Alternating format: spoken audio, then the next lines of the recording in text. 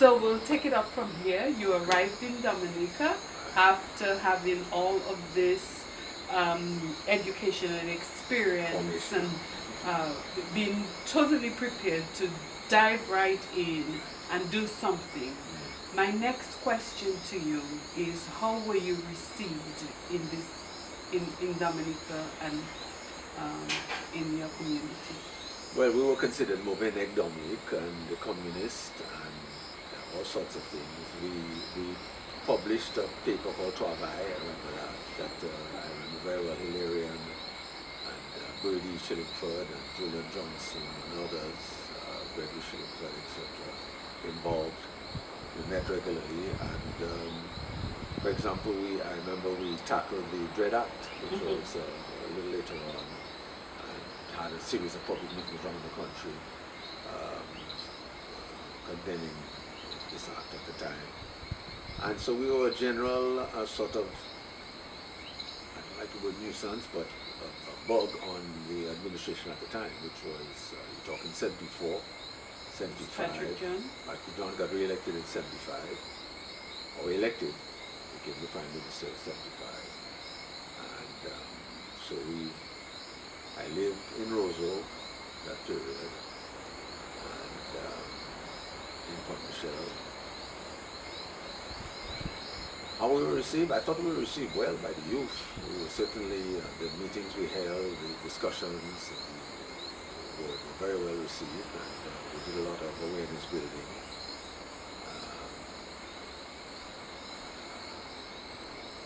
I don't know if that's... So here you have a group of educated, very well educated, outspoken, articulate young men, unemployed young men who have studied in North America or Canada or England, wherever they came from, and really being agitated in the society, things that you felt very strongly about that needed to change. The youth received it well. What do you have to say about the older people? One, why did they coin that name? There has to be a reason why they scripted it instead of Movement for New Dominica, or they scripted it Mauvais Nègre Dominica. Well, I think we have to understand what was happening in the region at the time too, because we're talking a period 74 to 80. That was a very interesting period in the region. How so? Well, for example, you had other MNDs. Dominica is Movement for New Dominica, but when you look at St. Lucia, you look at Antigua, you had Hector in Antigua, which is Afro-Caribbean Liberation Movement or something. I forget the name of it. You had the New Jewel Movement in Grenada. You had another group in St. Lucia. So there was activity in each of the Windward Islands in terms of progressive thinking, in terms of the need for change, and the need for development, people's development. So that period was so MND itself began to morph into something different as we moved through that period of about 74 right to about 70, 78 or so. And the question of linking with people outside of merely youth in Roseau began to be something that was important for us to get engaged in. So, for example, I took a decision at some point in time, about 77, so that I was going to leave Roseau and come to Plaine. I've never lived in Plaine. My grandfather lived here for 15 years, the last 15 years of his life. Why did you pick Plaine? Was well, it my just because your grandfather? My grandfather basically, he's the one who raised me. And I remember as a youth, I came up here once or twice. It was a long time ago, horseback and so on. But he had a house here. And I decided to come to Plaine. Others went elsewhere. I think we went to Castle Bruce. We are grateful that you decided to come to that. Well, we are really grateful. I made Plaine my home, in fact. You know. And it was 78 I came here. Independence, I took independence here. I remember day one I came to Plaine, actually.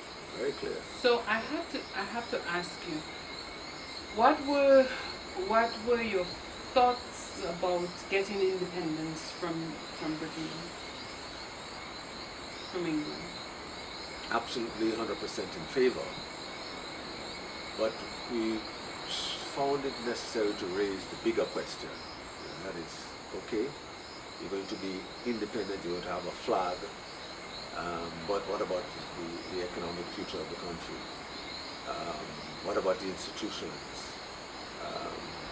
So there was a lot of debate and discussion as to whether it was important to just push for independence, or in fact push for independence with that wider discussion about how do we go forward economically. And that, I think, was a bit of a difference between different groups that eventually came together, but that had different views regarding how we go forward. So we were 100% in favor of it. In fact, it was Mr. Charles, if I recall correctly, that the Freedom Party that seemed to feel that we shouldn't go forward. Patrick Don and particularly Rosie and the independence group felt that we should go full force, just go for independence. And we, myself, Bill Revere, Artie Martin, and others felt that we should be, yes, go for independence, but let us raise the important question about how do we do it, and what kind of economic independence are we going to have. Political independence is one thing, but economic independence and the ability to take the country forward is a very important thing that should be also discussed. Did you think at that time that these issues were adequately addressed? I mean, 2020 is hindsight. No, they weren't. I think the Labour Party in particular wanted to move forward. At any cost? At any cost. If Rosie Douglas and the independence group felt that we should move forward and that we would deal with those other issues later on. Just cut the Labour ties and the Labour strings. Just cut it and let the baby breathe on her own and see if she can. We'll figure it out as we go along. So I think it led then to what happened in '79, which is Hurricane David, and what was happening elsewhere too, Grenada Revolution. Very important. The Grenada Revolution was it 79 or 80? 79. Because we had Hurricane David in 1979. 79 was August 79, but there's early March, if I recall correctly. And it was a result of a regime led by Eric Gary, who, by the way, was the feature speaker in Plaine for independence 1978. Okay. Yeah, I was not aware of that. I was a little girl. Yeah, a little girl, yeah. Yeah, and it led the New Jewel to take a decision which had not been taken in any English-speaking country in the Caribbean, and that is to seize power. Maurice Bishop and the New Jewel took control, and unfortunately, some of the issues of democracy and election and constitution going forward were not resolved, and it led to the collapse. Do you think what happened in Grenada affected the ability of the young men that you talked about to be able to reach the people? The message was kind of I think short-circuited because of what happened. It was a serious setback. Yeah. Very, very serious setback. People felt that this is too progressive, you're scaring me. Yeah, and what went down there frightened everybody. Indeed it should. I remember I was frightened about that as a little girl. And I knew all of the actors in and out of Grenada. In fact, I organized, I remember in 79, was it? Organized an excursion to Grenada. Go down, people from Matopi went. and people from Plaine and others went on that excursion to see Grenada and meet people and see the Grenada revolution was going on. I said, I know. But at that time also was the formation of the DLF, Dominica Liberation Movement. So that a lot of these groups that were independents and others that had come out of MND now came together and formed the Dominica Liberation Movement, and did so in the context of post-Hurricane David and the disaster reconstruction efforts. Did so in the context of an impending election. 1980 was when elections were due. Did so in the context of a government that collapsed in May of 1979. That was a big year for Dominica. Yeah. We had the collapse of Patrick John due to legislation that was abhorrent to the people of Dominica. That we hope will never ever happen again. That we hope. Yeah. And well, it was a fantastic mobilization of people. And I remember being in a crowd of over 10,000 people at the Pottersville Savannah. I remember. Amazing. So 79 was a huge year for us in more than one way. The Caribbean and for us. Yes.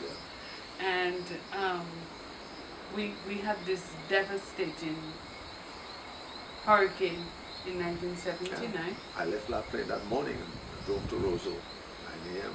I took the hurricane in Roseau actually, not knowing of the seriousness of it.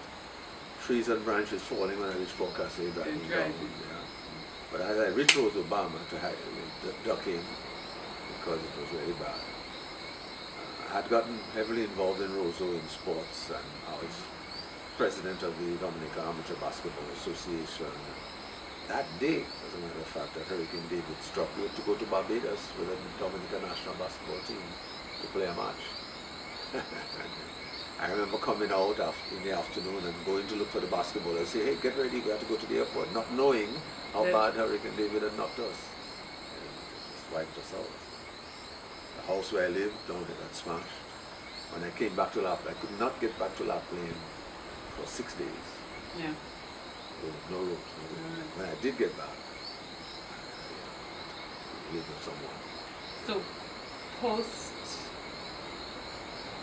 I remember you after the hurricane being in Plaine. I remember. So we have a devastated country. People are shell shocked for what has happened both in our country as a result of the 40-day strike.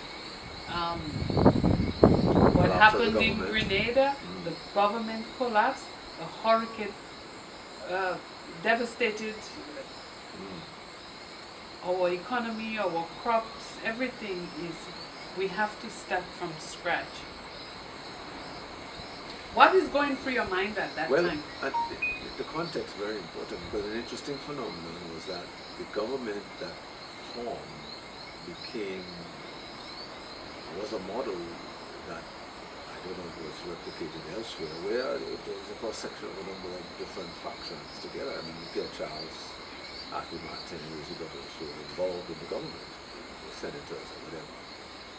So the post-disaster situation, when you compare it, in fact, if you can jump right to today and look at the post-Maria situation, it's totally different context, totally different. You had a certain sense of coming together at the top leadership level, Freedom Party, Progressive Left, members of the Labour Party that were still able, the Seraphins and others, Christians, that they were able to work with in the government situation. So it created an atmosphere of unity, it created an atmosphere of people coming together to try to tackle this thing, Hurricane David. Yeah. And I remember when I was in Roseau, those 5 days, going to the police headquarters. That was the center for organizing a post-David response. And being well received, and informing that I'm going back to Plaine, and when I got back here, mobilizing people, and ended up being the chairperson of the Southeast, coordinating all the relief supplies out of Plaine for Daly's vertical platform out of Plaine. I can say that we are grateful. We are grateful for that.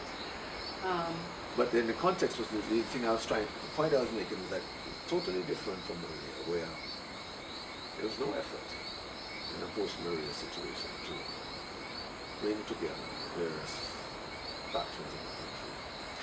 And, you know, I have to talk about the differences that I saw, because I saw what happened after Hurricane David, and now I'm experiencing what is happening after Maria.